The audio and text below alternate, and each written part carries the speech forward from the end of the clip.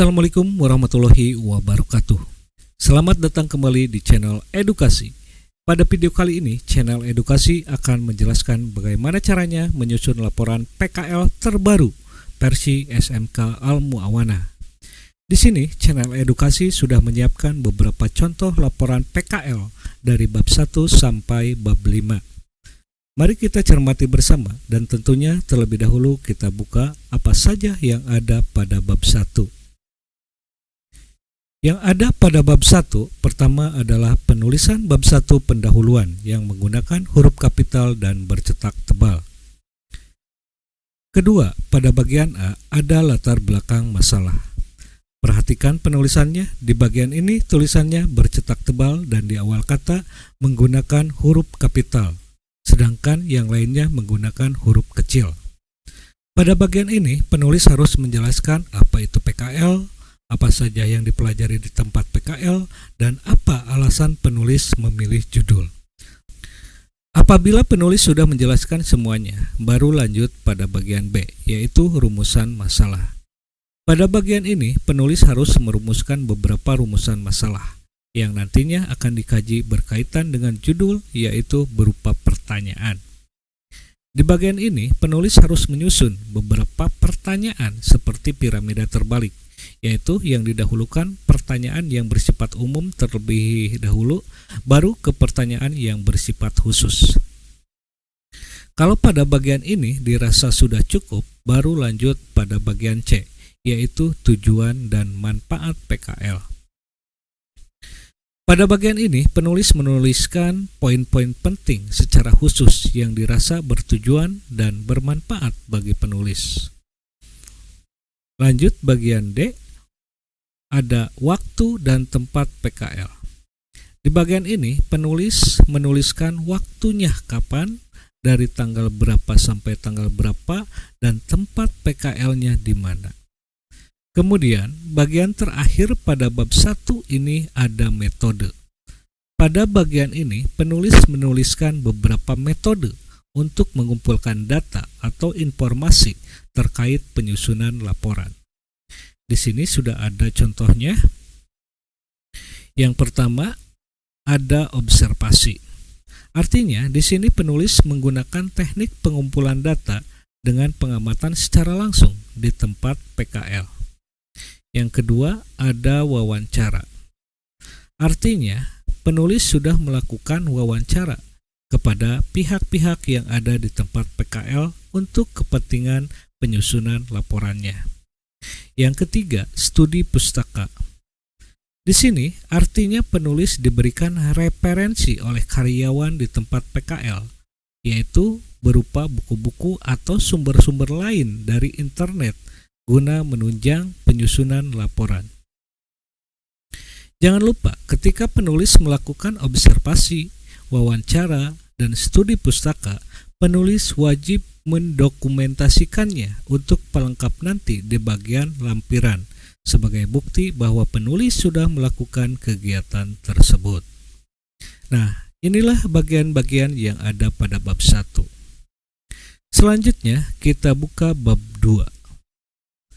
Pada bab 2 ini berisi tentang profil perusahaan. Penulis boleh minta kepada perusahaan terkait hal-hal pendirian perusahaan sampai tata tertib yang diberlakukan di perusahaan. Berikut contoh yang sudah ditulis oleh penulis terkait bab 2 profil perusahaan. Lalu kita lanjut buka bab 3. Di bab 3 ini ada proses pelaksanaan yang mana penulis wajib menuliskan yang pertama bagian A, yaitu hal apa saja yang sudah dipelajari penulis selama kegiatan PKL. Kemudian lanjut bagian B. Di sini ada kompetensi yang dicapai. Di bagian ini penulis wajib menuliskan kompetensi yang dicapainya dari yang umum dulu. Yang umum ini artinya penulis menuliskan kompetensi selain kompetensi yang dijadikan judul oleh penulis. Kalau sudah dituliskan kompetensi umumnya, baru tuliskan kompetensi khususnya, yaitu penulis wajib menuliskan kompetensinya yang dicapai penulis yang berkaitan dengan judul penulis. Kalau sudah, lanjut bagian C, yaitu kendala yang dihadapi. Di sini, penulis menuliskan kendala-kendala yang dihadapi penulis selama melaksanakan atau mempelajari hard skill-nya di tempat PKL. Atau kalau boleh, penulis bisa membandingkan antara soft skill yang dipelajari di sekolah dengan hard skill-nya ketika di lapangan. Nah, inilah contoh proses pelaksanaan PKL yang ada pada bab 3. Selanjutnya, mari kita buka bab 4. Ada apa saja yang ada pada bab 4 ini? Yang ada pada bab 4 ini tiada lain yaitu kajian teoretis. Pada bab ini, penulis wajib mengkaji teori-teori yang sudah dirumuskan pada bab 1, yaitu bagian rumusan masalah tadi. Coba kita buka kembali bab 1-nya. Kita perhatikan apa saja rumusannya. Di sini sudah tertulis. Yang pertama, apa pengertian laporan realisasi anggaran? Kedua, tujuan laporan realisasi anggaran. Ketiga, apa saja ruang lingkup dan manfaat laporan realisasi anggaran? Keempat, bagaimana struktur dari laporan realisasi anggaran? Kelima, bagaimana periode pelaporan dan isi laporan realisasi anggaran?